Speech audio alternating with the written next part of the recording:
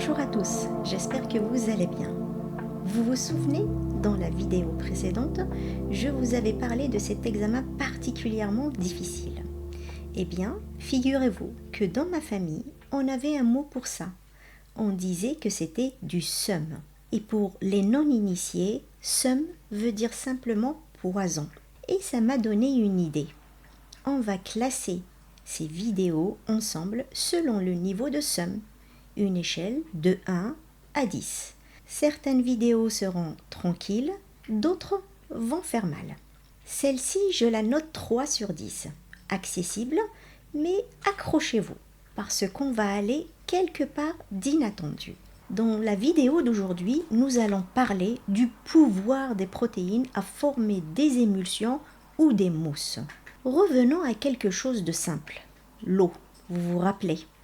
Donc c'est un liquide, c'est un état où les molécules sont connectées d'une certaine façon, ni trop liées ni complètement libres. C'est cet équilibre qui lui donne ses propriétés de liquide. Si j'ajoute du sucre dans l'eau, il disparaît. C'est translucide. Il se dissout parfaitement. C'est une solution. Tout est homogène et uniforme. Et maintenant, si j'ajoute de la poudre de lait, là, c'est différent. Vous voyez que ce n'est pas limpide. Les protéines ne sont pas parfaitement solubles. Elles se dispersent, sans vraiment se dissoudre. On est plutôt dans une suspension. Et si on entre dans la vraie complexité des aliments, là où il y a des lipides, des polysaccharides, des protéines, ça devient trop compliqué. Alors, je vais vous emmener quelque part que vous connaissez et qui vous fascine peut-être.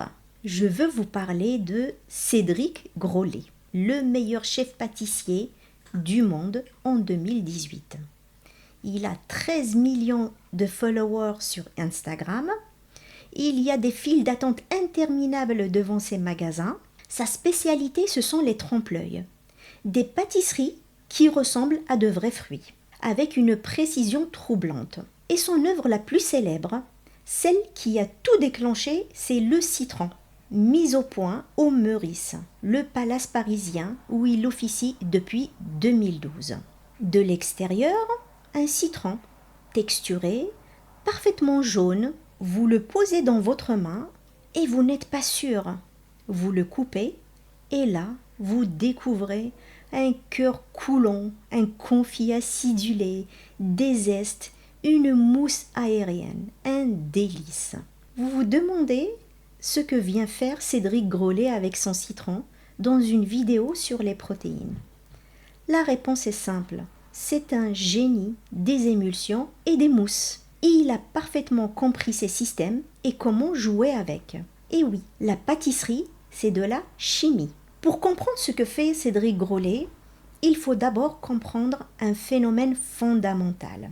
Prenez une bouteille de vinaigrette qui traîne dans votre frigo. Retournez-la, agitez, ça se mélange, puis ça se sépare, toujours, inévitablement. L'huile remonte, le vinaigre descend. Pourquoi ? Parce que ces deux liquides ne veulent pas se toucher. Il y a entre eux une tension, comme une peau invisible qui les sépare. En science, on appelle ça la tension interfaciale. C'est l'énergie qu'il faut payer pour maintenir un contact entre deux phases qui se repoussent. Vous pouvez voir le schéma que je vous mets là, où on voit le vinaigre et l'huile, et lorsque l'émulsion se forme, on voit bien les gouttelettes d'huile qui sont dispersées dans le vinaigre. Maintenant, imaginez un négociateur, quelqu'un qui parle les deux langues, celle de l'eau et celle de l'huile, ou celle du vinaigre et celle de l'huile, qui se place à la frontière des deux et qui dit « Ok, on cohabite ». C'est exactement ce que fait une protéine. Elle a une partie qui aime l'eau, qu'on appelle hydrophile, et une partie qui fuit l'eau et qui préfère les graisses, qu'on appelle hydrophobe. Cette double nature s'appelle l'amphiphilie. Du grec, amphi veut dire les deux. Donc la protéine se place naturellement à l'interface. Et en faisant ça, elle abaisse la tension interfaciale. Une précision importante. Dans les systèmes alimentaires réels, Les protéines ne sont pas les seules molécules à se positionner à l'interface et à avoir ce rôle. Il y a des lipides, il y a des polysaccharides, il y a beaucoup de molécules qui peuvent se placer à ces interfaces. Par souci de clarté, dans cette série, je me concentre sur les protéines et leur rôle. Vous pouvez voir le schéma ci-dessus avec les deux phases, une phase grasse, l'huile, une phase aqueuse qui peut être le vinaigre, avec les protéines qui se placent à l'interface. Et quand on forme l'émulsion, lorsqu'on agite la vinaigrette, nous avons des gouttelettes d'huile qui se forment. Et lorsqu'il y a un émulsifiant comme des protéines, chaque gouttelette d'huile se retrouve entourée d'un bouclier de protéines, la tête vers l'eau et la queue vers la graisse. Et l'émulsion tient. Revenons maintenant à Cédric Grolet et son citron. Dans ce citron, nous avons des mousses et des crèmes. Chacune de ces textures repose sur le même principe qu'on vient de voir. Mousse ou crème, même principe, même acteur principal, la protéine. Si je commençais par la mousse, c'est une dispersion d'air dans de la crème. C'est un foisonnement de la crème. Les protéines du lait, comme les caséines ou les protéines de lactosérum, qui peuvent provenir des crèmes ou du lait qu'utilise Cédric Grolet, se placent autour des bulles d'air. Elles abaissent la tension interfaciale entre l'air et le liquide. Les bulles tiennent et la mousse est légère aérienne. Et la crème alors, c'est quoi comme type de dispersion? La crème est une émulsion. Ce sont des gouttelettes de matière grasse dans une phase aqueuse, stabilisée là encore par des protéines. Quand Cédric Grolet assemble son citron, il joue avec ces équilibres de façon extrêmement précise. Trop peu de protéines, la mousse s'effondre. S'il y en a trop, la texture devient lourde. Ce n'est pas de la magie, c'est de la chimie. Ça m'amène à une question que vous ne vous êtes peut-être jamais posée. Comment les chercheurs font-ils pour comprendre ces systèmes et pour voir ce qui se passe à ces interfaces? On parle de zones de quelques nanomètres, des millionièmes de millimètres. Impossible à voir à l'œil nu, même au microscope classique. Et pourtant, comprendre ces interfaces, c'est la clé pour concevoir de meilleures émulsions, de meilleures textures et de meilleurs aliments. En réponse, ce qu'ils utilisent, ce sont des méthodes sophistiquées et complémentaires.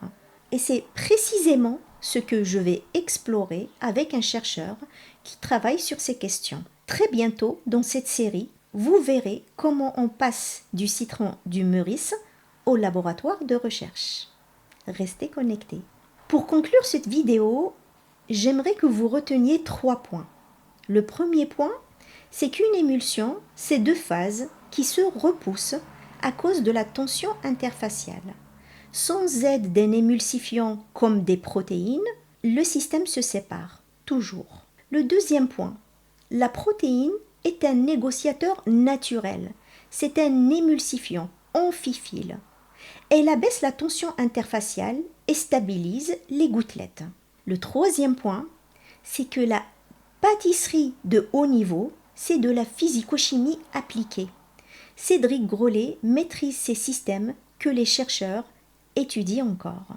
Voilà, j'ai fini par vous expliquer ce pouvoir incroyable des protéines pour former des systèmes dispersés tels que des émulsions ou des mousses.